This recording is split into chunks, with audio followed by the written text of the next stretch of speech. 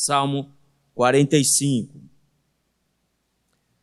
Diz assim o texto bíblico: ao mestre de canto, segundo a melodia, os lírios, dos filhos de Corá, salmo didático, cântico de amor. De boas palavras transborda o meu coração, ao rei consagro o que compus, a minha língua é como a pena de habilidoso escritor. Tu és o mais formoso dos filhos dos homens. Nos teus lábios se extravasou a graça, por isso Deus te abençoou para sempre. Cinge a espada no teu flanco, herói, cinge a tua glória e a tua majestade. E nessa majestade cavalga prosperamente por causa da verdade e da justiça, e a tua destra te ensinará proezas. As tuas setas são agudas, penetram o coração dos inimigos do rei. Os povos caem submissos a ti. O teu trono, ó Deus, é para todo sempre. Cetro de equidade é o cetro do teu reino. Amas a justiça e odeias a iniquidade. Por isso Deus, o teu Deus, te ungiu com óleo de alegria, como a nenhum dos teus companheiros. Todas as tuas vestes recendem a mirra, aloés e cássia. De palácios de marfim ressoam instrumentos de cordas que te alegram. Filhas de reis se encontram entre as tuas damas de honra. À tua direita está a rainha, adornada de ouro finíssimo de Ofir. Ouve, filha, vê, dá atenção. Esquece o teu povo e a casa do teu pai. Então o rei cobiçará a tua formosura, pois ele é o teu Senhor, inclina-te perante ele. A ti virá a filha de Tiro trazendo donativos, os mais ricos dos povos te pedirão favores. Toda a formosura é a filha do rei no interior do palácio. A sua vestidura é recamada de ouro.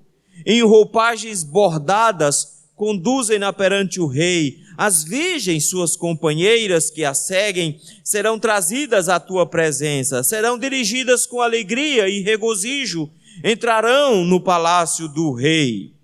Em vez de teus pais serão teus filhos, os quais farás príncipes por toda a terra. O teu nome eu farei celebrado de geração a geração, e assim os povos te louvarão para todo o sempre. Vamos orar?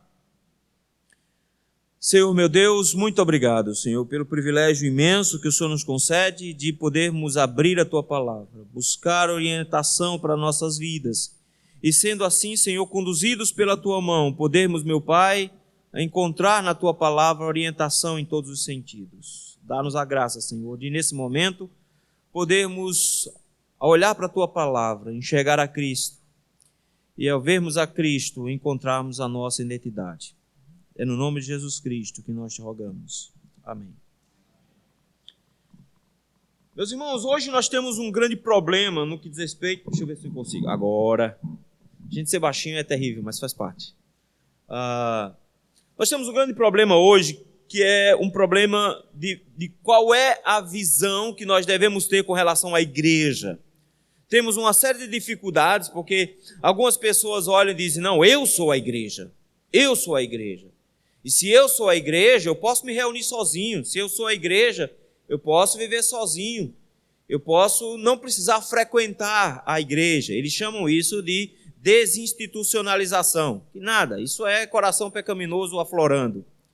O que eu preciso entender é o que é realmente a igreja. Então, de alguma forma, nós precisamos resgatar os conceitos do que venham a ser a igreja de Cristo, para que a gente saiba como nos encaixarmos nela. Então, o principal fator no que diz respeito a entendermos o que é a igreja de Cristo é sabermos que a igreja de Cristo não tem personalidade própria. Ela não tem uma característica que é só dela. As suas características são derivadas de Cristo, que é a sua cabeça. De forma que o que nos une não é uma associação porque nós nos gostamos. Isso não é um clube onde nós gostamos uns dos outros e por isso nós nos reunimos. Porque às vezes a gente até se estranha uns com os outros, mas não é isso que nos une. Nós não nos juntamos porque nós temos alvos em comum, porque nós não somos uma associação.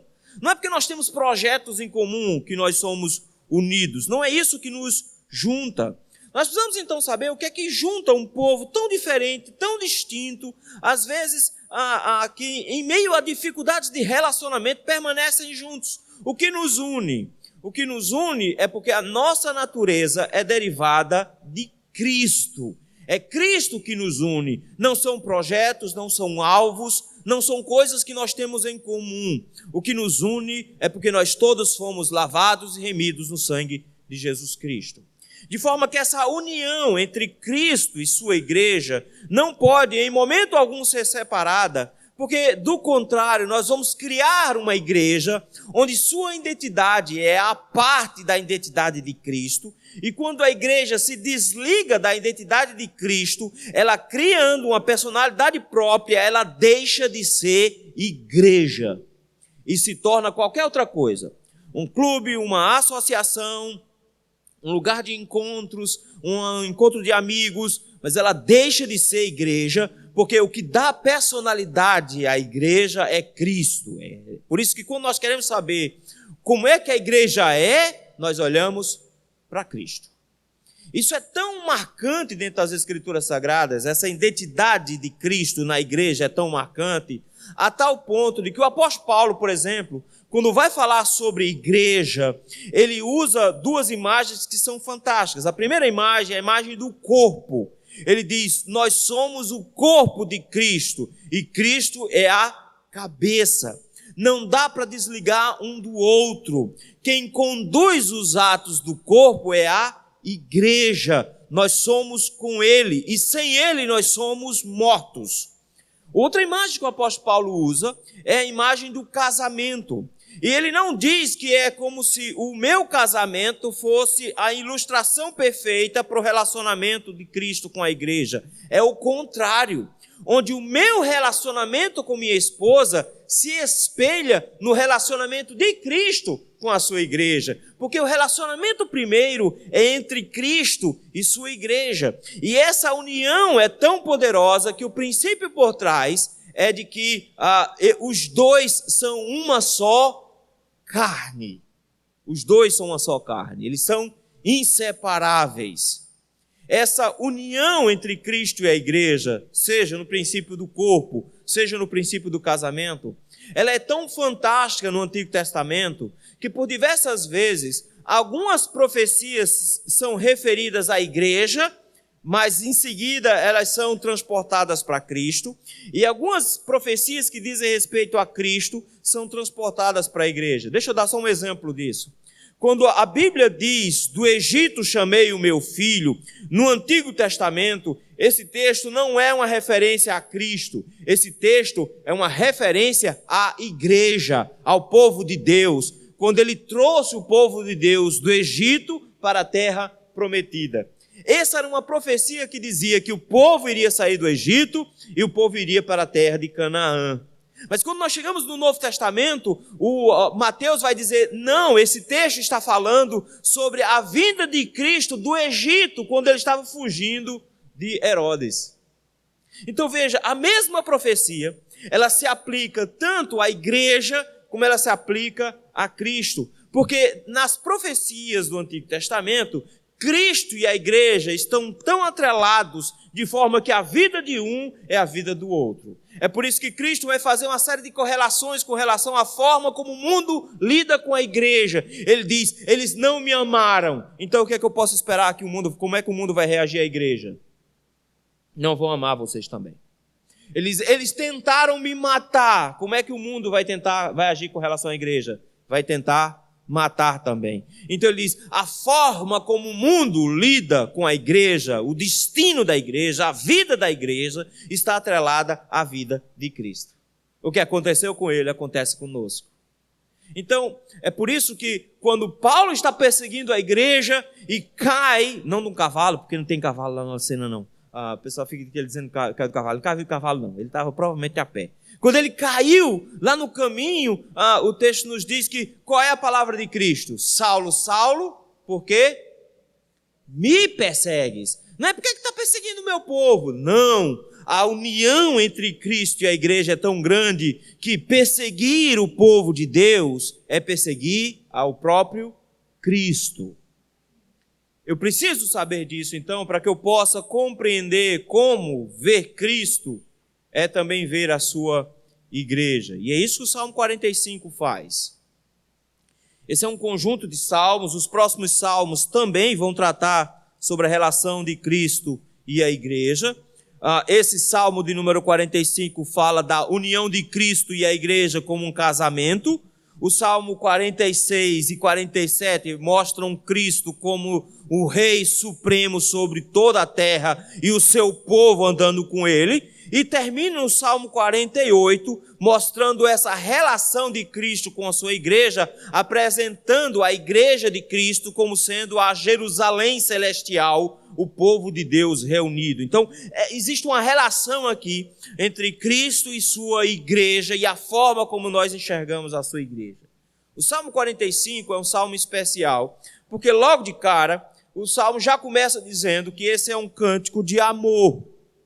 E aí as mulheres ficam todas animadas, porque esse salmo, na verdade, é um cântico, uma declaração de amor, é um cântico romântico. E por que ele é um cântico romântico? Porque isso, na verdade, é uma descrição de um casamento. O que o Salmo 45 faz é expressar um cântico de bodas. É um cântico para ser cantado num casamento. É tanto que o texto nos diz que ele deveria usar a melodia, os lírios. A ideia é de que essa melodia era uma melodia para ser usada em festividades. Isso não nos leva muito distante, por exemplo, quando a gente olha para esse salmo, muitos comentaristas olham para ele e dizem que essa ideia dos lírios tem muito a ver com Cristo, como a rosa de Saron. Então, tem muito a ver essa relação entre Cristo aqui e esse salmo. Só que nós temos um problema. Esse salmo é um salmo para ser cantado num casamento. Então, a gente fica, toda vez que a gente pega um salmo, a gente pergunta: em que momento ele foi escrito? Por que ele foi escrito? E quais são os princípios que ele estabelece com base nisso? Porque eu preciso saber um pouco do contexto em que o texto foi escrito para que eu consiga entender. O problema esse salmo é um salmo de casamento, a gente já sabe disso. Mas quem é que estava casando aqui? Em que momento foi composto? Porque não existe essa preocupação de dizer quem compôs. Não existe a preocupação de dizer em que situação foi composto. Há quem olhe para esse salmo e diga: não, esse salmo na verdade está falando de um casamento de Salomão. Porque Salomão realmente casou, e casou algumas vezes, a gente sabe disso, teve pelo menos umas 300 esposas. E o pessoal disse: não, isso aqui é um casamento de Salomão, porque a pompa, a riqueza que está expressa aqui, é a riqueza de alguém feito Salomão. Nós temos aqui palácios de marfim, uma noiva vestida de ouro. Então, a ideia é um rei, e é um rei que é muito rico casando aqui. Esse rei também é muito sábio. Ele tem palavras preciosas saindo de sua boca. Então dizem: esse rei aqui é Salomão, com certeza. Só que nós temos um problema quando a gente pensa em Salomão. Porque Salomão não era um guerreiro, Davi era. Davi era um guerreiro, Davi sempre lutou. Você não vai encontrar Salomão envolvido em guerras. E ele casou muitas vezes justamente por isso. Os seus casamentos eram contratos de paz com os povos vizinhos. Então o que é que ele fazia? Se eu me caso com a filha de um rei da nação vizinha, a nação vizinha não vai invadir a minha terra, porque ele não vai invadir a terra onde a filha deles é uma rainha. Eles não vão fazer isso. Então ele se casou com muita gente numa forma de fazer acordos. Ele não era um guerreiro. Mas o rei que está casando nesse casamento aqui, ele é um guerreiro. Inclusive o texto diz, versículo 3, que ele é um herói de guerra. Salomão não era um herói de guerra.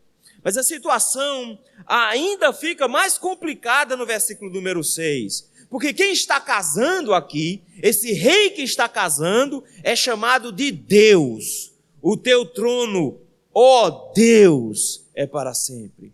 Então quem está casando aqui não é simplesmente um rei. Não é simplesmente um rei muito rico.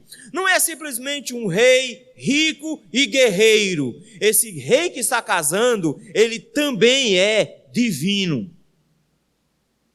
Vocês conhecem alguém assim? Só tem uma pessoa que se encaixa nesse perfil. E vez por outra nós vamos encontrar salmos assim, que não dizem respeito nem ao povo de Israel, não dizem respeito nem ao salmista que escreveu, mas diz respeito única e exclusivamente a Cristo. Esse salmo é um salmo muito mais profético do que qualquer outra coisa. Mas o salmista já nos deu a dica lá no início, que esse salmo então é um salmo didático. Esse é um salmo para a nossa instrução, para o nosso ensino, para que a gente aprenda uma relação magnífica que existe aqui. Ele está descrevendo o casamento de Cristo com a sua igreja. É isso que ele vai fazer aqui. E nesse casamento, onde Cristo é apresentado como um rei guerreiro, e a sua igreja aqui, ele faz questão de mostrar quem é a figura principal nesse casamento. A figura principal nesse casamento é Jesus. A figura é Cristo. Ele é o personagem principal. Enquanto nos nossos casamentos, a noiva é a figura principal, já notaram? Ninguém nem presta atenção para o noivo. O noivo, coitado, se arruma todinho, coloca até um terno diferente, uma gravata cheia de coisa, né? E ninguém olha para o coitado. Ele entra, ninguém nem presta atenção direito, só olha para o vestido da mãe do noivo. Ele fica lá, coitado, em pé, esperando, suando, assustado, com medo da noiva não vir. Mas quando a noiva vem, uma música é diferente. Todo mundo fica em pé para olhar ela entrar. Ela entra toda pomposa, tudo para a entrada dela. E a gente fica com aquela impressão: quem é a figura mais importante no casamento? A noiva, ela é a figura mais importante no casamento. Mas, para decepção das irmãs, na Bíblia não é assim. Na Bíblia, a esposa, na verdade, nem ia para a festa. Ela ficava em casa, coitada. A festa rolava, era uma semana de festa entre o noivo e os amigos dele. Então, eles passavam uma semana comendo e bebendo. Aí você entende como é que Jacó se deitou com Lia sem notar. Uma semana, meu amigo, tomando cachaça, tomando vinho. Ele não sabia mais com quem estava deitando. Ele deita com Lia, ele nem nota. Só no outro dia de manhãzinha, quando ele acordou com a ressaca, eita, mulher errada. Não deu certo. Eles bebiam a semana inteira, eles comiam a semana inteira. Então a festa era do noivo. O noivo se reunia para a festa. A noiva ficava onde? Na casa do noivo. Ela ia lá para casa, ficava lá, fazendo o que por uma semana? Ouvindo a sogra. A gente vai ver isso aqui. Ela ficava ouvindo a sogra, semana todinha. Então, ou elas se davam bem, ou elas se davam bem. Porque tinha que ouvir a sogra. Quando terminava, estava já no finalzinho, o noivo já estava mais para lá de Marrakech, aí os noivos, os amigos do noivo iam com ele até a casa dela, onde ela estava, pegava ela e levava então para um quarto, e aí eles iam ter a noite de núpcia. Pronto, era esse o casamento. Era esse o casamento. O noivo era especial. É por isso que o que ele vai fazer no Salmo 45 é descrever o noivo. Mas enquanto ele descreve o noivo, ele aponta para a relação que esse noivo terá com a sua esposa, porque é um casamento. É por isso que, logo de cara, o salmista diz no versículo número 1, descrevendo aqui esse noivo, que ele vai dizer: esse noivo é muito bonito, ele é alguém muito especial. Ele está animado, notaram o versículo 1? O salmista está muito animado. Ele chega no versículo 1 dizendo assim: de boas palavras transborda o meu coração. Ou seja, meu amigo, eu estou tão animado, mas tão animado que as palavras estão escapulindo de dentro de mim. Elas estão saindo assim, ó. Eu estou transbordando de palavras boas. É por isso que ele diz: então, se eu estou transbordando de palavras boas, eu vou consagrar essa minha composição ao rei, e a minha língua vai ser usada como a pena de um habilidoso escritor. Ele diz: eu estou cheio de palavras boas, porque ele está vendo a festa, ele está vendo o casamento.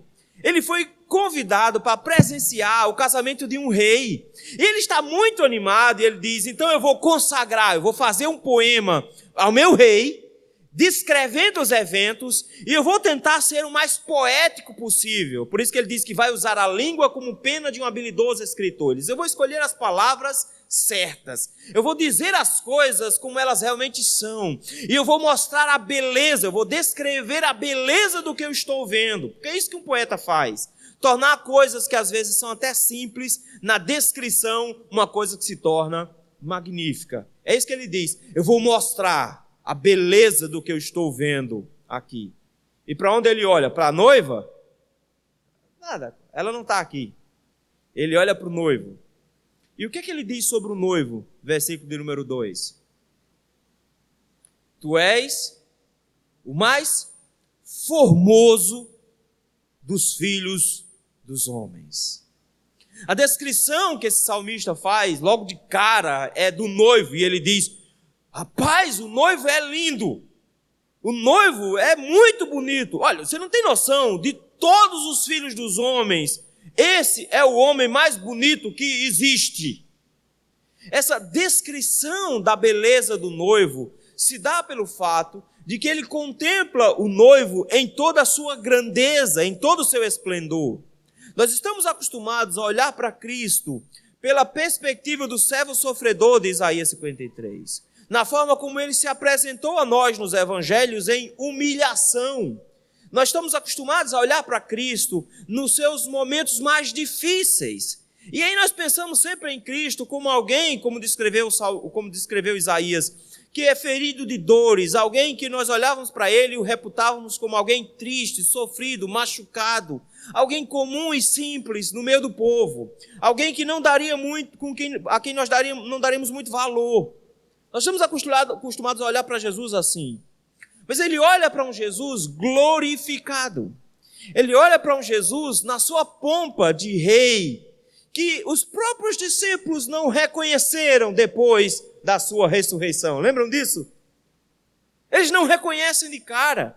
Eles veem a Cristo agora glorificado e não reconhecem. É tanto que Maria olha para ele e o confunde com um jardineiro e diz, onde você colocou o meu mestre? Até que ele olha para ela e a chama pelo nome, diz Maria, e ela de repente identifica, diz, não, esse é Jesus. Ele chega aqui e diz, você não tem noção, Cristo é belíssimo, porque ele é o alvo do nosso coração. E isso aqui é especial, porque quando esse poeta descreve esse noivo, ele está descrevendo o noivo que a igreja de Cristo vê. Quando nós olhamos para Cristo, nós temos que possuir encantamento por Cristo. A igreja tem que se encantar com Cristo, onde o que há de mais belo no mundo é Cristo. Ele chega e diz, esse homem é belíssimo. Quando a pessoa está apaixonada, o coração bate mais rápido e, consequentemente, há uma série de substâncias que são disparadas no corpo.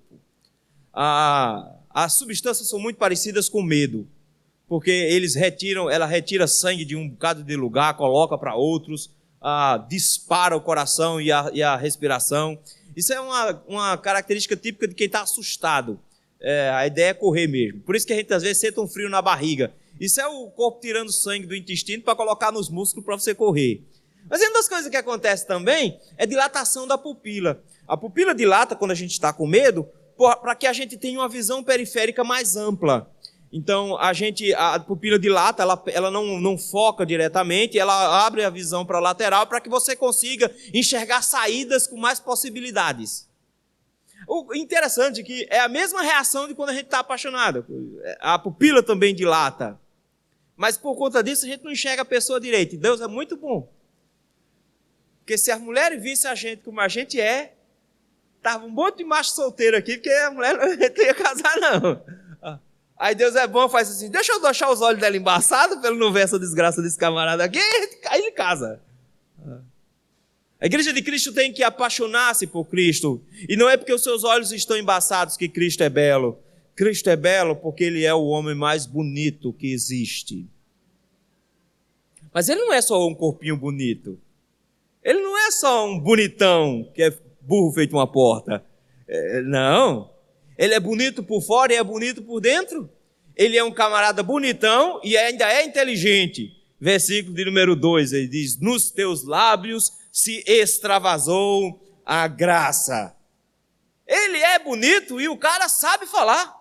O princípio aqui é de que a sua boca, quando fala, impressiona e deixa com que as pessoas se tornem ainda mais encantadas por ele. Eles prestam atenção no que ele diz, porque a sua boca extravasa graça. E o que ele diz é muito bonito e nos encanta também. Então ele não só encanta pela sua beleza, mas ele encanta também pela sua sabedoria, por aquilo que ele diz. É impressionante, porque quando nós chegamos no Novo Testamento, adivinha o que encantava as pessoas? O que Jesus dizia era diferente dos fariseus. Ele fala como quem tem autoridade. E as multidões vinham ouvi-lo justamente por causa do seu discurso.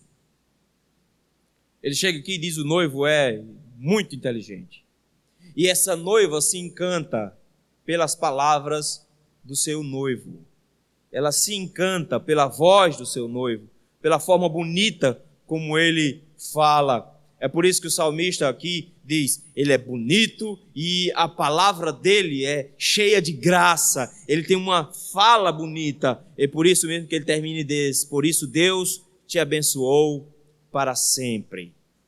Ele diz, ele é abençoado para sempre. Porque no final das contas, a beleza desse rei é fantástica. As palavras desse rei são maravilhosas. E ele é para sempre abençoado por Deus.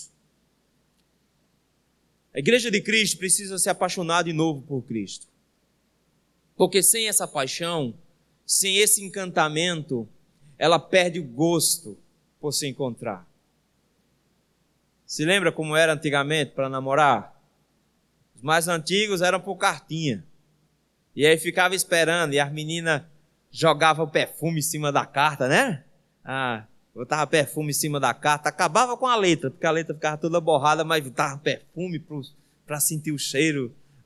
E os rapazes ficavam esperando, escrevia aquelas cartas melosas, que dá uma vergonha depois de ler.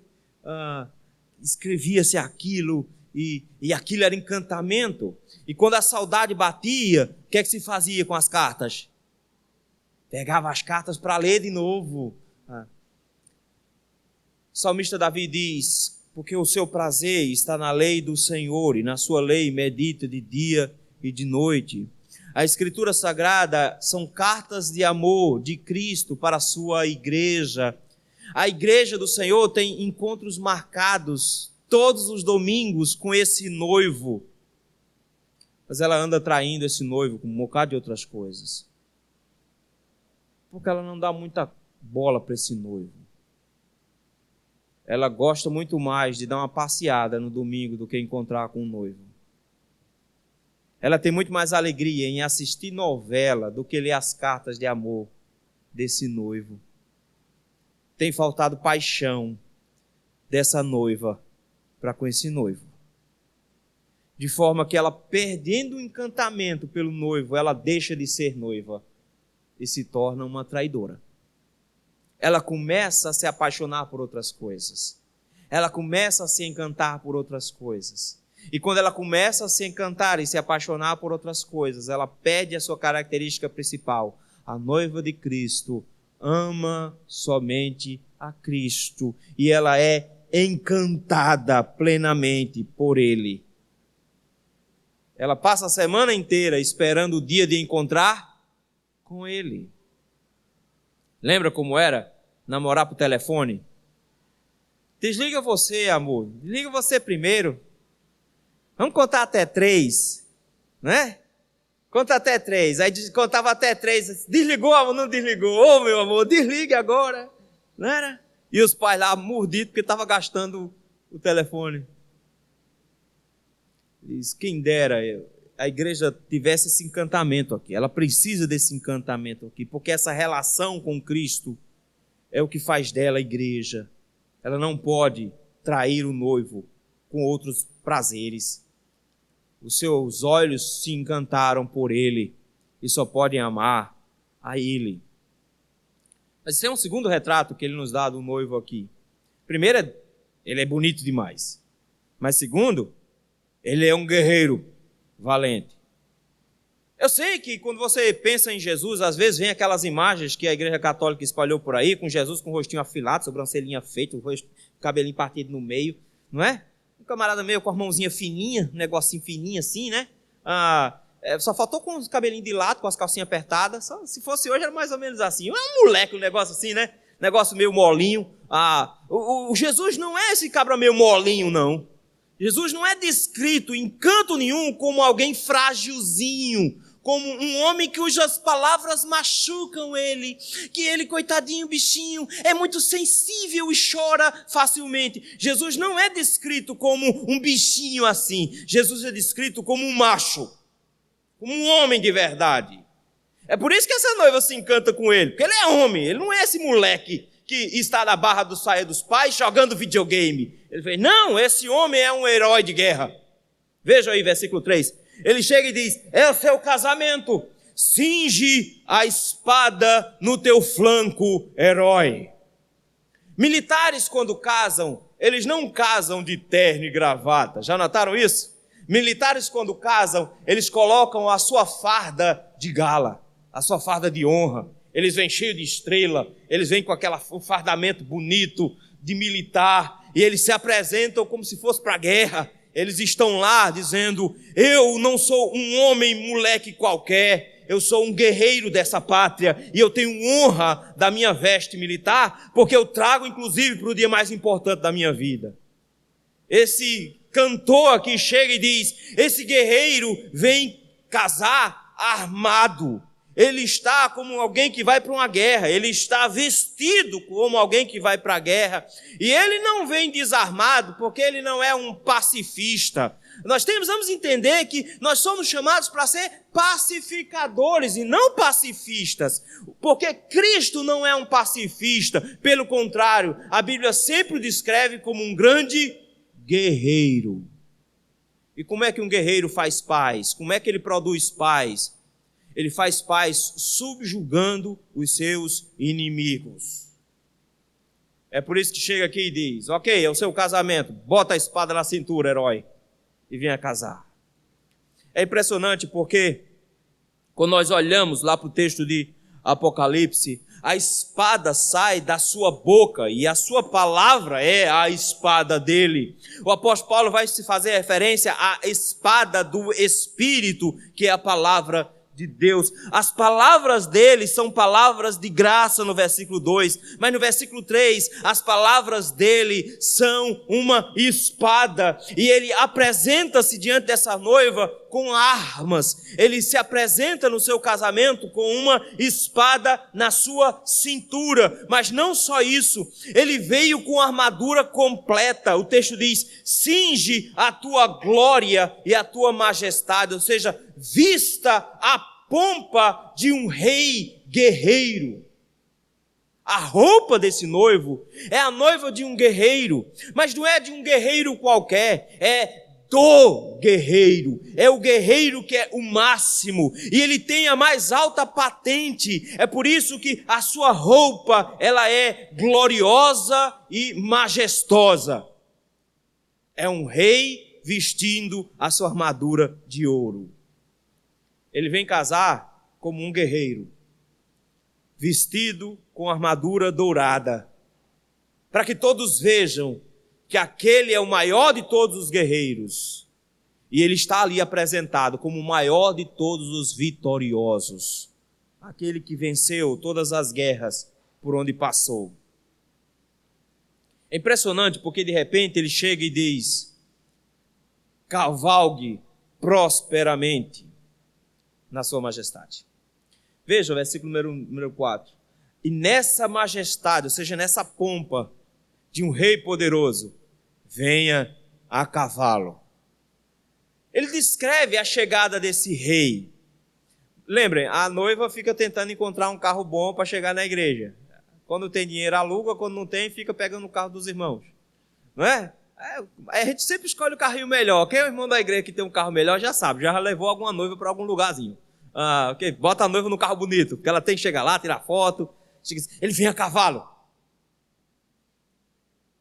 Apocalipse diz que ele vem montado em um cavalo branco. Porque a ideia não é uma pessoa qualquer, é um rei especial, que chega como um guerreiro, que é vitorioso, diz assim. Ele luta por quê? pela causa da verdade e da justiça. Pelo que ele luta? Ele é um guerreiro engajado, ele veio pronto para a guerra. E Cristo luta especificamente, em primeiro lugar, pela verdade. Ele veio estabelecer o que é certo e o que é errado. A Igreja de Cristo, ela não pode sucumbir aos conceitos relativistas, de que tudo é uma questão de opinião. Depende, é um ponto de vista. Não, nós só temos um único ponto de vista. O único ponto de vista que nós temos é o ponto de vista do guerreiro da verdade. Nós só temos o ponto de vista dele. O que ele diz é certo. O que ele diz que é errado, é errado. Nós não temos pontos de vistas distintos. Nós olhamos a vida e as coisas pela perspectiva de Cristo. E ele, como um guerreiro, luta pela verdade. É por isso que ele diz que ele próprio é a verdade. Eu sou o caminho, a verdade e a vida. Mas não só isso. O texto diz que ele é a justiça. A justiça de Deus. Ele é aquele que é justo e que justificou a muitos. E que na sua morte na cruz garantiu que eu e você fôssemos declarados justos. E assim diz o apóstolo Paulo no capítulo 5 aos Romanos, que justificados, pois, mediante a fé, nós temos paz com Deus. Nós somos reconciliados com Deus, porque Cristo nos trouxe justiça. Foi por isso que ele lutou. Ele lutou para nos trazer a verdade e ele lutou para nos fazer justos. É por isso que o versículo número 5 traz mais arma. Se você não gosta de arma, eu vou logo te garantir, dizer um negócio. Jesus é bem armado. Porque já começou dizendo, bota a espada na cintura, herói. Então você pensa assim, ele entrou no casamento com a espada na cintura. Mas existiam várias armas naquela época. Existiam armas de proteção e armas de ataque. Armas de proteção basicamente eram 2 escudos. Você tinha um escudo menor e tinha um escudo maior. Escudo de maior, grande, mais ou menos desse tamanho, de madeira, com a capa de couro na frente. Por que tinha capa de couro? Porque se atirasse uma flecha com fogo, a flecha acertava, segurava nesse escudo grande, e o fogo não queimava a madeira, porque ficava lá no couro, e o couro não pega fogo. Aí então a flecha findava apagando e não queimava o escudo. Existia um escudinho menor, que era um escudo para proteção pessoal, quando as batalhas eram travadas pessoalmente. Então esse escudo tanto servia para defender golpes, como empurrar o oponente, e eles às vezes tinham algumas partes mais protuberantes que podia ferir o oponente também. Mas existiam 2 tipos de armas de ataque. Armas de ataque de combate direto e armas de ataque de longo alcance.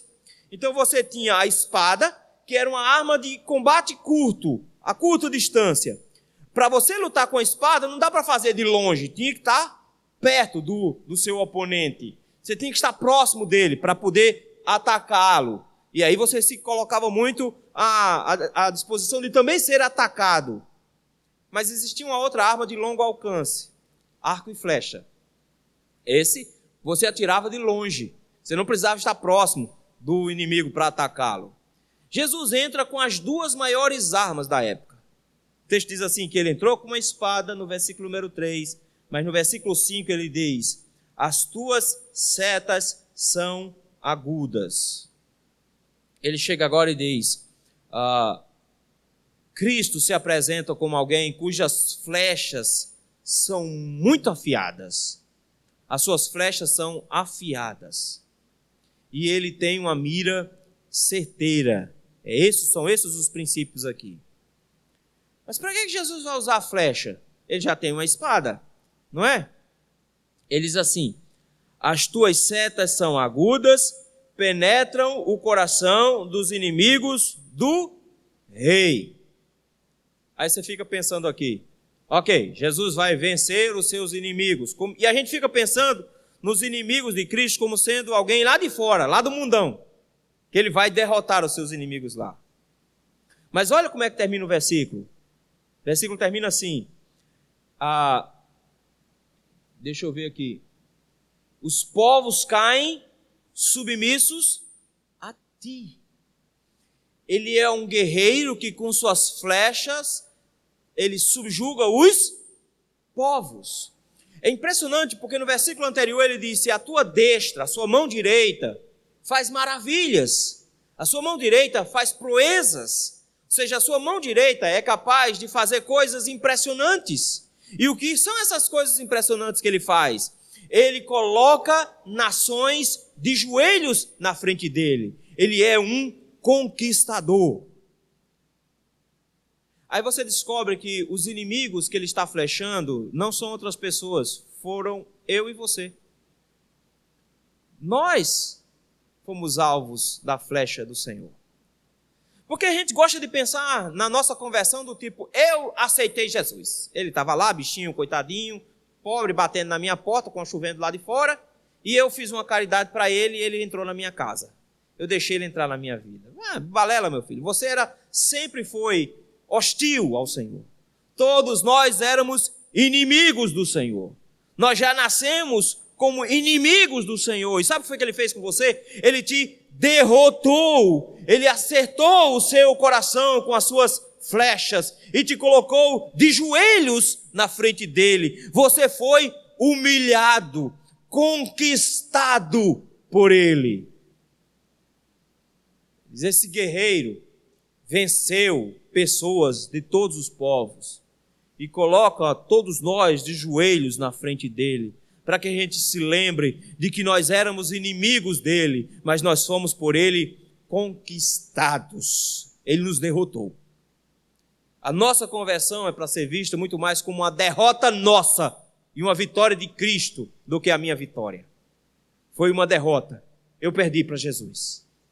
Ele me arrancou um coração de pedra e colocou em mim um coração de carne. Eu perdi para ele.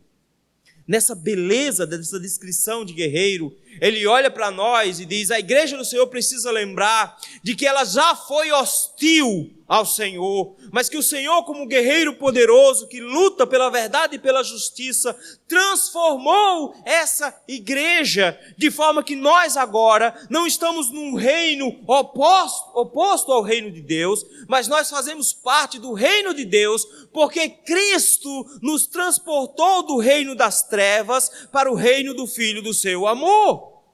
Nós estamos no reino de Cristo, não porque nós resolvemos trocar de lado e ir para o lado de Cristo, mas porque Ele nos derrotou.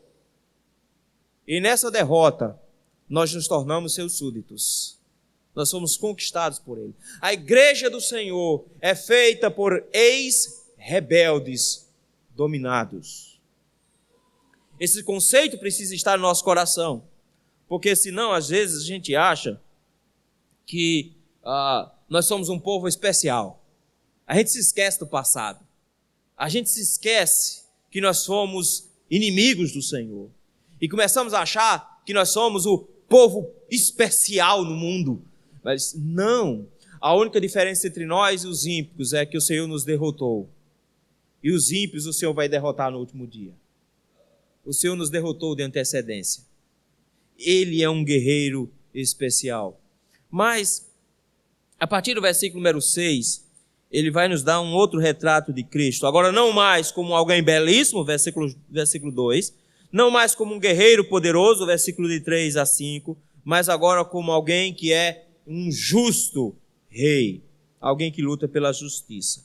Versículo número 6, ele já está dizendo, e eu já levantei isso, ele diz que esse rei é Deus. O teu trono, ó Deus, é para todo o sempre. O teu trono é eterno. Ele chega aqui e diz: o Senhor reina para sempre. Essa ideia de o Senhor reinar para sempre não surge aqui nos Salmos. Pelo contrário, ela inclusive é anterior ao reinado em Israel.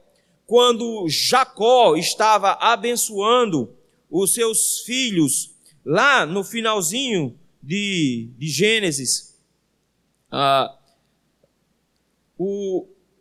ao abençoar os seus filhos, capítulo de número 48, ele vai abençoar os filhos e as bênçãos são cada uma pior do que a outra, só a graça. Porque ele já começa pelo mais velho, e quando ele vai abençoar o mais velho, ele diz que o mais velho era muito, aliás, capítulo 49, que o mais velho era a primícia da força dele, mas tinha feito uma besteira. Ele disse: você não vai ser mais o primeiro, não. Então já começa desmanchando. Aí depois ele vai para os outros dois mais velhos, Simão e Levi. Ele diz: vocês são muito violentos, vocês mataram uma cidade inteira de graça por nada, vocês nem herança vão ter. Então a gente fica assim: que bênção é essa, né? Mas quando ele vai abençoar o seu terceiro filho, ele vai falar de Judá, que é onde Jesus vai nascer. Ele diz: Judá, teus irmãos te louvarão. Teus irmãos vão te louvar. A tua mão estará sobre a cerviz dos teus inimigos, você vai vencer todos. Os filhos de teu pai se inclinarão a ti, ou seja, todo mundo vai se curvar diante de você. Judá é leãozinho, da presa subiste, meu filho, encurva-se e deita como leão e como a leoa, quem despertará? Ele diz: você é como um leão. Daí vem depois a expressão, o leão da tribo de Judá. Aí, versículo 10, ele diz: o cetro não se arredará de Judá. Ele está dizendo uma coisa, séculos antes do primeiro rei de Israel. Ele está dizendo: da família de Judá vai vir um rei. E o cetro do reinado vai estar com Judá para sempre. Nunca vai se arredar de Judá. Nunca vai sair de Judá. Nem o bastão de entre os seus pés. Ele está dizendo: vai sempre ter um herdeiro no trono de Judá. Deus chega para Davi e diz justamente isso: vai sempre ter um filho de Davi no trono. Não é porque Davi é especial, é porque Davi é filho de Judá. Jacó já tinha dito isso. Vai sempre ter um filho, e o tempo inteiro tem um rei, filho de Davi no trono. E quando eles foram levados cativos para a Babilônia, você pode pensar assim: pronto, acabou. Quando foi mandado um governante para reinar em Israel, debaixo do poder da Babilônia, eles mandam um homem chamado Zorobabel. E adivinha de quem Zorobabel é filho? De Davi. E Mateus começa o seu evangelho dizendo: Jesus é descendente de Davi, é descendente de Judá. Existe alguém que vai reinar para sempre. Aí Jacó faz assim: vai sempre ter um rei na família de Judá, que vai governar para sempre, até que venha Siló. Quem é Siló? Ele está apontando para Cristo aqui. Siló aqui é Cristo. Ele está dizendo: e sabe quando que vai acontecer? Quando esse filho de Davi, que reina para sempre, vier, sabe o que vai acontecer? Ele diz assim: e a ele obedecerão os povos. Ele vai reinar sobre todo mundo. Para que você não tenha dúvida de que ele é Jesus, versículos 11 e 12 vão dizer isso. Ele amarrará o seu jumentinho à vide, o filho de uma jumenta à videira mais excelente. Como é que Jesus entra em Jerusalém? Em um jumentinho. Ele diz: e ele entra para ser vitorioso montado nesse jumento, porque ele está amarrando numa vide, notou? Numa árvore, numa planta que produz uvas. E aí ele diz assim: e ele lavará as suas vestes nos vinhos. E aí em Oséias ele pergunta: quem é este que vem de Bosra, cujas vestes estão sujas de sangue de vinho, como quem pisou o lagar? Ele diz: eu sou o vencedor que pisei o lagar sozinho. E quando você chega em Apocalipse, Cristo está com as roupas sujas de sangue, e tem sangue até a altura do estribo do seu cavalo. E ele diz: não se preocupem, o sangue não é meu, o sangue é dos meus inimigos, eu saí pisando por cima deles. Ele está dizendo: ele pisou o lagar. E no versículo 12 diz: os olhos dele são cintilantes de vinho. E João vê a mesma coisa, diz: os olhos dele brilham, seus dentes são brancos como leite. João vê isso em Apocalipse. Obrigado. Ele diz: é assim que Cristo é visto. Cristo é rei. Ele é um rei pleno. Minha esposa está me lembrando para eu tomar água, então eu tenho que obedecer.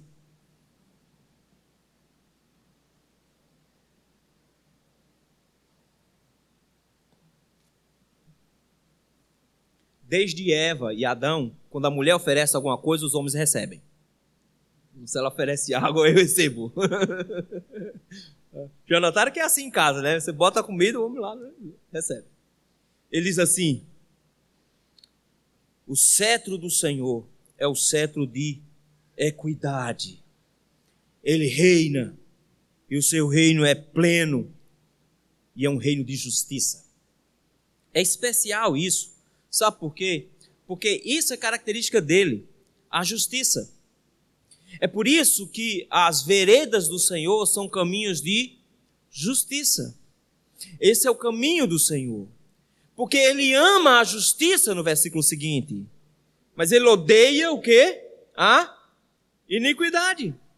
Ele diz, esse rei é o rei que ama o que é certo, que ama os caminhos de Deus, que ama a lei do Senhor, que anda conforme a lei do Senhor. Ele abomina o pecado, ele abomina aquilo que é contrário à natureza divina, ele abomina tudo isso. E aí veja que coisa interessante, porque ele está colocando aqui, dizendo de repente que esse nosso rei é um rei justo que trabalha para impedir o mal, que trabalha para combater o mal e que está assentado em seu reino para o combate do mal. Quando Cristo vai se apresentar aos seus discípulos, um pouco antes da sua ascensão, ele olha para os discípulos e diz: toda a autoridade me foi dada no céu e na terra. Ele está, em outras palavras, dizendo: eu sou rei. Eu tenho o cetro da justiça em minhas mãos. Toda a autoridade me foi dada no céu e na terra. Qual é o próximo passo? Ide, portanto, fazei discípulo de todas as nações, batizando-os em nome do Pai, do Filho e do Espírito Santo, ensinando-os a guardar todas as coisas que vos tenho ordenado. Ele está dizendo: o povo de Deus é o proclamador da justiça, porque o seu rei é um rei justo que ama a justiça. O povo de Deus, então, é aquele que espalha a justiça, porque Cristo é a justiça. É o povo que combate o pecado, combate a iniquidade, porque Cristo combate a iniquidade. O povo de Deus recebe de Cristo a sua mesma missão. É para pensar nisso. Que a missão do povo de Deus não é uma missão nova, é a missão que foi dada a Cristo. Ele diz: assim como o Pai me enviou, eu envio vocês. Vocês vão porque eu estou mandando do jeito que eu vim.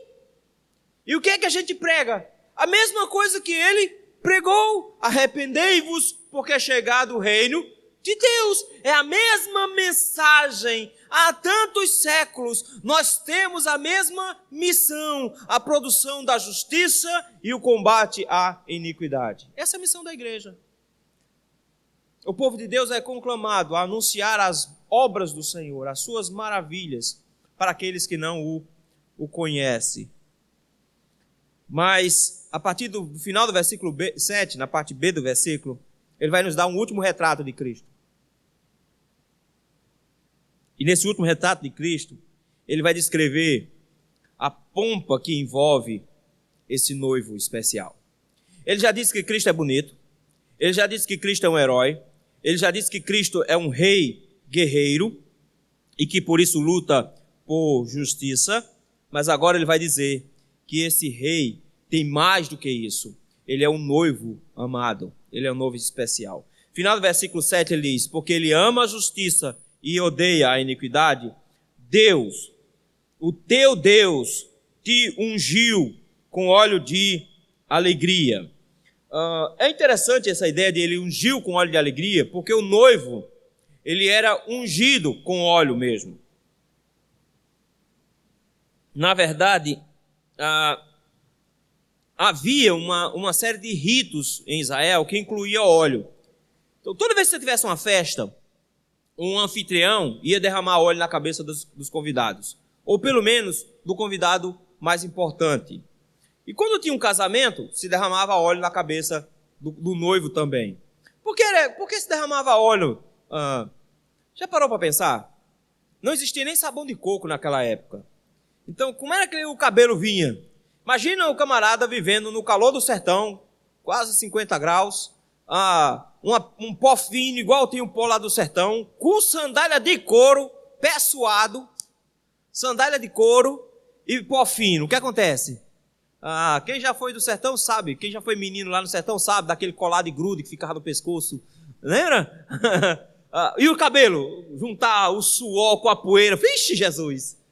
Então a pessoa chegava na casa, quais eram as providências a tomar? Lavar o rosto, lavar as mãos, lavar os pés. Quem é mais antigo como eu, lembra que tinha uma baciazinha branca que se ficava lá na sala, lembra? Tem uma baciazinha branca com a toalhazinha de pendurada. Sobrava por menino esse negócio. Chegava uma visita, a gente já ia com a bacia branca lá pro lado de fora, lavava a mão, lavava os pés, lavava o rosto, não era? Quem na minha época sabe como era o negócio, essa bacinha branca sobrava pra gente. Era assim que se recebia alguém. Quando essa pessoa se lavava, então, o dono da casa vinha com um óleo, derramava um óleo sobre a cabeça, aí aquele cabelo que estava aquele fuá, aí dava aquela baixada, o cara ficava com o cabelo brilhante, parecia que tinha acabado de tomar banho, e aí ainda ficava perfumado. Porque não era óleo de cozinha não, era um óleo cheiroso. Essa imagem é apresentada no Salmo 23, unges minha cabeça com óleo. Era essa a recepção. Isso era sintoma de alguém que era um bom anfitrião e que sabia receber alguém na sua casa. O noivo recebia óleo na cabeça também, porque era uma festa. E toda vez que tinha uma festa, qual era o sinal que a pessoa estava numa festa? Cabelão lubrificado. Esse era o sinal que a pessoa estava numa festa. Lembra? O pessoal mais antigo vai lembrar de brilhantina, lembra? O negócio era fazer o cabelo brilhar. Quem não lembra de brilhantina, hein? A gente tem o pessoal mais antigo agora. Ainda usei brilhantina. Não sei porquê, mas meu pai passava na minha cabeça. Olha só que coisa bonita. Ele não está falando desse óleo cheiroso. Ele não está falando desse óleo. Porque ele chega aqui e diz: Deus te ungiu com óleo como a nenhum dos teus companheiros. Ou seja, todo mundo tem óleo na cabeça, porque os amigos do noivo estavam também com a cabeça com óleo. Ele diz, mas nenhum recebeu esse óleo aqui. Esse óleo é diferente. O autor aos Hebreus, no capítulo 1, a partir do versículo número 8, vai dizer que esse óleo é a ação do Espírito Santo sobre Cristo no ato do seu batismo. Esse é o óleo do Senhor. Isso é uma consagração. Mas não é uma consagração qualquer. Porque note as características desse noivo. Ele é um noivo, rei, rico, poderoso guerreiro, mas agora ele é um sacerdote. Como é que eu sei que ele é um sacerdote? Por causa do cheiro dele. O texto descreve o cheiro dele no versículo 8.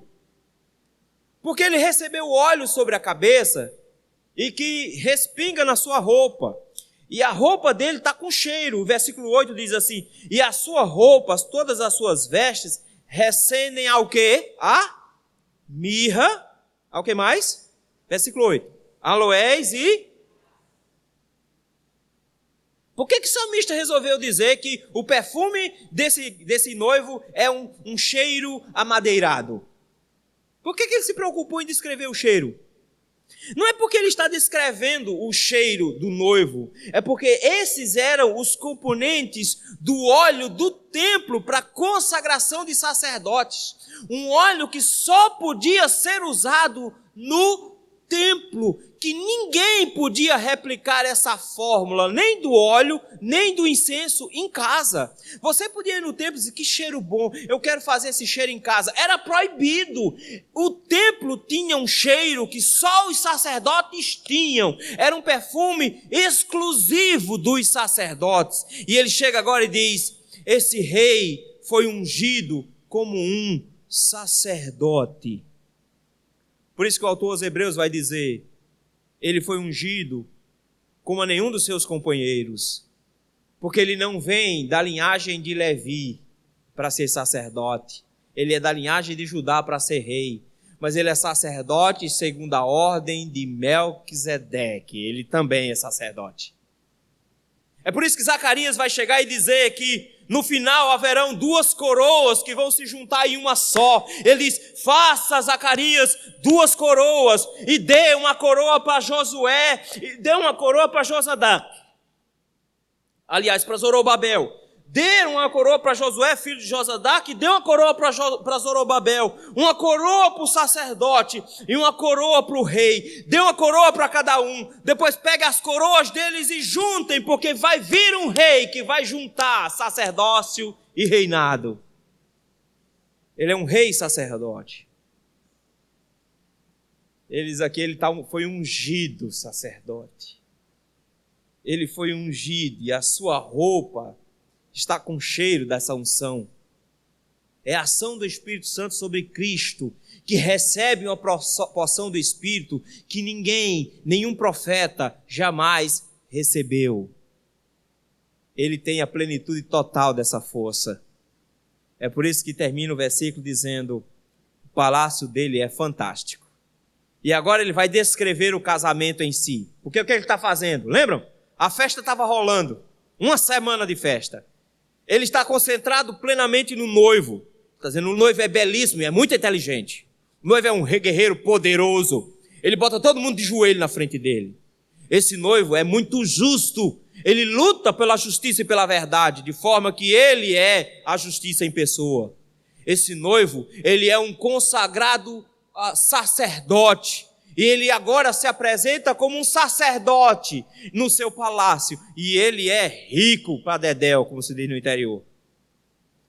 Porque nós vamos ter uns exemplos na Bíblia de homens que tiveram paredes revestidas de marfim. Mas aí, para desespero dos ecologistas, porque sabe que marfim são dentes de elefantes, aqui não tem só uma parede revestida de marfim. Adivinha como é? O palácio dele é de marfim. Não, ele não tem umas pecinhas de marfim em casa. Não é que ele tem umas paredes que são bordadas com marfim. Se você já tentou comprar alguma peça de marfim, o que já é raro, você vai descobrir quanto custa aquele negócio. Ele diz: você não entendeu, meu filho? O palácio dele todo é de marfim. Não existe um rei tão rico feito esse. Ele tem um palácio de marfim e lá tem instrumentos de cordas que te alegram. Ele está dizendo, a festa da noiva começa agora. Porque então, versículo de número 9, os olhos começam a sair do noivo e agora vão para a noiva. Notem que tudo que o noivo tem de característica aponta para alguma coisa que ele espera da noiva. Porque a noiva tem que ser correspondente a ele. Mas agora ele olha para a noiva e diz, vamos descrever essa noiva? Filhos de reis se encontram entre as tuas damas de honra. Ele chega agora e diz, quem se apresenta para acompanhar essa noiva não são damas de honra comum. Geralmente, a noiva, quando vinha se apresentar, do jeito que o noivo vinha com os amigos, a noiva chamava as amigas. Elas eram as damas de companhia, para estar junto com a noiva, naquele dia especial. Ainda hoje se faz isso, não é? Ainda tem algumas damas de companhia que se tem em casamentos. Mas essas damas de companhia são princesas. São princesas. O que significa dizer que esse rei, ele é tão grande, mas tão grande, que os reinos que ele conquistou mandaram princesas para serem serviçais da rainha. Já parou para pensar nisso? As moças que vão ajudar a rainha são princesas. Tão grande é o poder dele. Mas olha como é que ele descreve a princesa aí. Já notaram aí? À sua direita, ele já chegou na casa da noiva. Já trouxeram a noiva para perto dele. Ela está lá em pezona, perto dele. Aí ele vai dizer como é que a noiva está. Como é que a noiva está aí? Vestida de branco, é? Não, ela está vestida de branco, não. Porque se ela é a esposa de um camarada rico feito esse, como é que ela vem vestida? Ela vem vestida de ouro. Não, ela não está usando brinco de ouro, você não entendeu. Ela é ouro da cabeça aos pés. Versículo do número 9 diz assim: à tua direita está a rainha, adornada de ouro finíssimo de Ofir. E no versículo de número 14 diz: a roupagem dela é bordada de ouro. É assim que ela vem, versículo 13. A roupa dela é recamada de ouro. Já imaginou? É uma noiva dourada. Talvez as moças não ficassem tão animadas em vestir uma roupa dessa. O menino pesava aí uns 13 quilos, 10, 13 quilos mais ou menos aí nessa faixa. É muito peso para carregar. Mas pelo tamanho da roupa das meninas hoje no casamento, eu acho que é mais ou menos esse peso mesmo. Ela vem toda dourada. Ela está vestida de ouro dos pés à cabeça. Aí quando você chega em Apocalipse, aí João diz assim: e eu vi descer do céu a nova Jerusalém. A gente pensa, é uma cidade. Não. Eu vi descer do céu a nova Jerusalém, adornada como noiva. E que cor ela é? Dourada. Ele está dizendo, o que eu vi foi a igreja. Foi a igreja de Cristo. E a igreja é uma noiva. E ela é dourada. Ela é rica? Não, ela não é rica, não, pelo contrário, coitada, ela é pobre.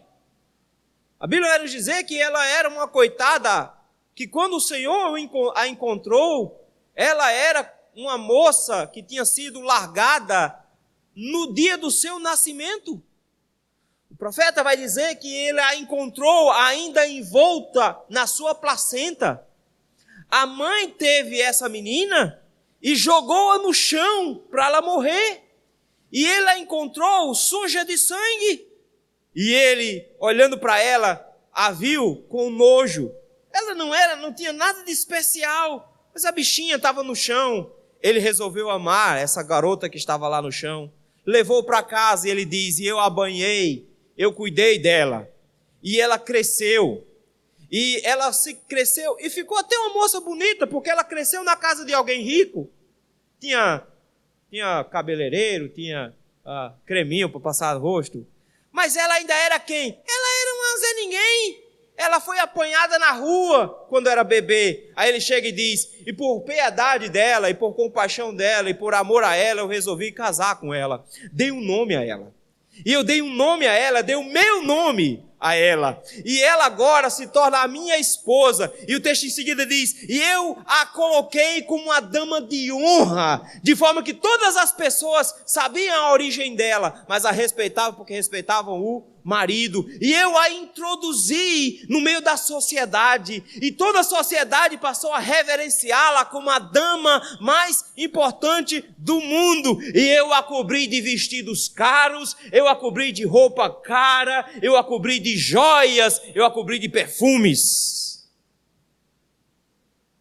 É por isso que Paulo, quando chega lá, escrevendo aos Efésios, diz que Cristo morreu para apresentar a si uma noiva pura, sem mácula e sem ruga. Olha a base bíblica para o marido pagar a cirurgia plástica aí. Ó.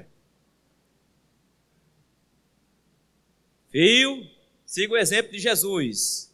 Estou ficando uma noiva meio desleixada, está na hora de pagar a cirurgia para botar tudo no lugar de novo. Não esquece, isso é mentira. Cristo morre, diz o apóstolo Paulo, para deixar a igreja bonita, belíssima.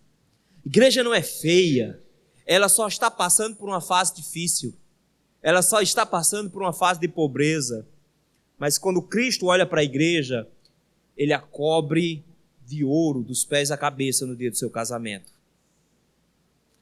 Mas lembra que ela ficou na casa da sogra por uma semana?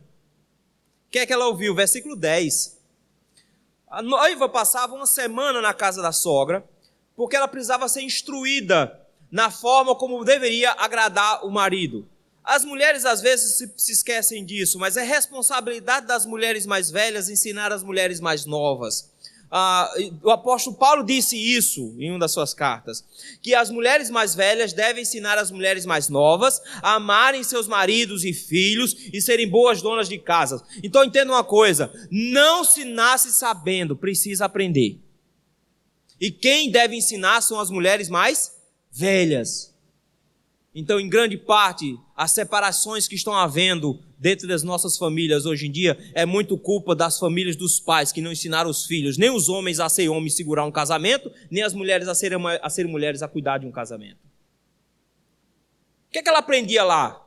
Ela aprendia o seguinte: minha filha, esquece como é que sua mãe cozinhava, você vai ter que cozinhar para ele. Então não interessa se você gostava de sopa de quiabo. Você pode gostar, ele não gosta. Então eu vou ensinar você como é que ele gosta. Ele gosta do ovo frito, assim, com a gema mole e a parte de fora queimadinha. Ele gosta de um arroz de leite bem feito. Você tem que colocar uns pedaços de queijo dentro do rubacão. E ela passava a semana todinha dizendo, ele gosta que as coisas funcionem assim. Ele gosta de chega em casa de tal hora. Então o almoço não é de 1 a 2 horas da tarde. O almoço geralmente é entre 11 e meio-dia. Então quando ele chega, ele gosta de sentar um pouquinho e conversar. Então você para conversar com ele e tal. Ela ficava a semana todinha dizendo para a noiva, minha filha, se você quiser agradá-lo, é assim que você tem que fazer. Aí você chega no versículo número 10, tem esse conselho aí. Olha que conselho bonito. Isso aqui é o conselho de uma noiva que está casando. Para uma noiva que está casando, ele diz assim, filha, vê, dá atenção. Ou seja, presta atenção no que eu vou dizer, minha filha. Primeira coisa que ele diz, esquece o teu povo, a casa do teu pai. No dia que eu me casei em Pombal, no domingo de manhã eu estava em São Bentinho. Chegou minha mãe, 1,5 m de altura. Olhou para mim e fez assim, olhe, você sabe que na nossa família ninguém separa. Faça por onde viver e trate bem sua mulher. Tá certo, mãe. Tá certo. Qual é o princípio que ela colocou ali? A casa está fechada. Cama foi desarmada. Você tem sua casa agora. Se vire. Resolva suas broncas lá. E deixará o homem, pai e mãe, e se unirá à sua mulher. Ele está dizendo, não é mais a sua casa é outra. Ele está dizendo para essa noiva, esquece a casa do seu pai. Ela não te pertence mais. Ela não é mais sua. O jeito que fazia lá não é o jeito que vai fazer cá. Não é a mesma coisa. Eva ouviu isso da boca de Deus, dizendo, deixa o homem pai e mãe se une à sua mulher. Abraão ouviu isso, sai da sua terra, da tua parentela e vai para um lugar que eu te mostrarei. Muita gente ouviu isso e ele chega agora e diz para a noiva de Cristo, saia de onde você estava. A igreja não fica no mundo, a igreja sai do mundo para se casar com Cristo. E ela não fica sentindo saudade de casa de pai. Ela não fica sentindo saudade do mundo. Ela deixa o mundo para trás, eles esquecem. Sua vida agora é com Cristo. E quando você fizer isso, sabe o que vai acontecer? Versículo 11. O rei cobiçará a sua formosura. Diz, quando você aprender a deixar o mundo para trás e concentrar em Cristo, o rei vai se apaixonar por você. Ele vai desejar você. E ele vai ter você nas mãos. E ele vai ser o teu Senhor. E você vai se inclinar a ele em submissão. Ele está dizendo, a igreja precisa aprender a ser igreja. E ele vai honrar você. A partir do versículo 12 ele diz, e as filhas de Tiro virá trazendo donativo. As pessoas mais ricas do mundo vão te pedir favor. Ele diz, a igreja de Cristo, ela é plena, porque ela se torna a favorecida para o mundo inteiro. Toda a formosura é a filha do rei, ou seja, ela é belíssima dentro do seu palácio, porque ela segue o seu rei, ela só pensa no seu rei, ela está vestida de ouro, a sua roupa é bordada, ela vai para a frente do rei, as virgens estão a acompanhando, porque ela precisa de damas de companhia. A imagem aqui, meus irmãos, é do dia final, em que Cristo vai casar com a sua igreja. É por isso que no versículo 15 ele diz: serão dirigidas com alegria e regozijo, e então entrarão no palácio do rei. O que vai acontecer lá dentro não te interessa, só interessa para a noiva e para o noivo. Eu quero que você pense em uma coisa: no último dia, no raiar da última trombeta, a Bíblia nos diz que o céu se abrirá. E será o maior evento depois do nascimento de Jesus. Porque no dia que Cristo nasceu, miríades de anjos se juntaram para glorificar ao Senhor naquele dia. E louvaram ao Senhor milhares de anjos naquele dia. Mas no dia em que Cristo voltar nas nuvens, o céu vai ser esvaziado, porque ele virá com todos os seus anjos. E a Bíblia nos diz que nós, os que estivermos vivos, seremos transformados. E aqueles que morreram em Cristo serão ressuscitados. E Ele enviará os seus anjos para nos levar. Não é porque a gente está pesadinho, não. Porque a gente está meio gordinho e vai precisar de 2 anjos para arrastar, não. Porque Lázaro, quando morre lá na parábola, ele está tão magro porque ele não tem comida. E o texto diz que vieram anjos para buscá-lo. É porque toda noiva deve ser levada por damas de companhia até a presença do noivo. E os anjos virão buscar a noiva de Cristo e vão entregar a ele, e ele vai estar nas nuvens esperando como o noivo espera a noiva, para que ao lado dele ele olhe para os seus inimigos e diga: essa é minha amada, vocês não tiveram com ela. E aí ele entrar para a sua casa, para o seu palácio, e aí então fechar a porta em julgamento. Ele está dizendo, ele vai entrar com a sua noiva no seu palácio, porque ela é obediente a ele. Ela faz o que ele pede. Ela vive para agradá-lo, porque ela ouviu o conselho. Ela largou a sua casa paterna. Quando termina o texto, versículos 16 e 17, isso é uma bênção que se dá ao noivo. Os pastores ainda dão uma bênção quando os noivos estão para sair. Se costumava se dar uma bênção. Essa bênção era às vezes exagerada um pouquinho. Tipo, que vocês têm 1 milhão de filhos. Coitado da noiva diz, vixe, já saí com um peso nas costas. Mas não era essa a ideia. Ele diz assim, em vez de teus pais, serão teus filhos, os quais farás príncipes por toda a terra. Ele diz, as bênçãos da união dessa família produzirá príncipes. Eu quero que você note aqui que ele está dizendo que todos nós somos filhos da igreja com Cristo e nós somos então príncipes do Senhor. E como príncipes do Senhor, ele diz, nós vamos propagar esse reinado por todo o mundo. No versículo número 17, ele diz, nós vamos honrar o nome do noivo. Nós vamos espalhar o nome do noivo. E o nome do noivo será celebrado de geração em geração, e todos os povos te louvarão para todo sempre. A igreja de Cristo tem a missão de fazer com que Cristo seja louvado em todos os lugares do mundo. Como é que ela faz com que os povos louvem a Cristo? Ela transforma esses povos em filhos. A igreja de Cristo faz filhos, entregando para o louvor da glória de Cristo, do seu noivo. A igreja não vive para exaltação pessoal. Ela existe para exaltar a Jesus.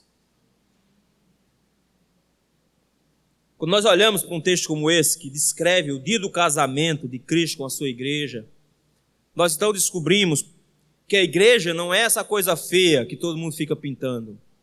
Que a igreja não é essa coisa ruim que todo mundo fica pintando. Pelo contrário, a igreja de Cristo é a noiva de Cristo, é o corpo de Cristo. E o que tem em Cristo é passado para a sua igreja. E a igreja do Senhor precisa mostrar todas essas características próprias de um noivado, de um casamento. Nós somos a noiva do Cordeiro. Então, de alguma forma, a característica principal da noiva do Cordeiro é uma paixão imensa pelo seu noivo. A igreja de Cristo, ela é apaixonada pelo seu noivo, de forma que ele é o que há de mais belo, ele é o que há de mais inteligente. A igreja de Cristo olha para o seu noivo porque ela foi conquistada por ele. Ela era rebelde, mas nós somos derrotados por Cristo e unidos a ele nesse novo reino que ele formou. Nós nos tornamos parte integrante dele porque ele luta pela justiça. E como sacerdote, ele nos uniu a Cristo nesse sacerdócio e nos fez a sua noiva. Uma noiva belíssima, encantadora, que ele não vê a hora de encontrar e ficar com ela na sua intimidade do seu palácio, mas que enquanto ele não vem, essa noiva vai espalhando a sua glória por todos os lugares, produzindo filhos para ele, filhos para a sua glória. A igreja do Senhor precisa se lembrar desses conceitos, precisa retornar à sua essência, para que ela descubra que ela não existe para as pessoas, ela não existe para o mundo, ela não existe para agradar os ouvintes, ela não existe para nos fazer sentir confortáveis, ela não existe para nos dar alento, ela existe porque Cristo chamou para si um povo e está moldando esse povo para que ele seja bonito no dia em que ele voltar. Ele tem um relacionamento especial com a sua igreja. Um relacionamento de amor, de um casamento. E a gente precisa resgatar isso. Para que a igreja pare de ser soberba, para que a igreja pare de traí-lo, amando outras coisas e não a ele, para que a igreja saiba se submeter a ele e obedecer às ordens dele, para que a igreja saiba louvá-lo pela sua grandeza e poder em ter nos resgatado e nos juntado a ele, para que a igreja sonhe com o dia final do seu casamento. Para que a igreja continue clamando, Maranata, ora vem, Senhor Jesus. Que Deus nos ajude, meus irmãos, a sermos uma igreja que deriva a sua identidade de Cristo e que vive em função dele e para ele. Que Deus nos abençoe.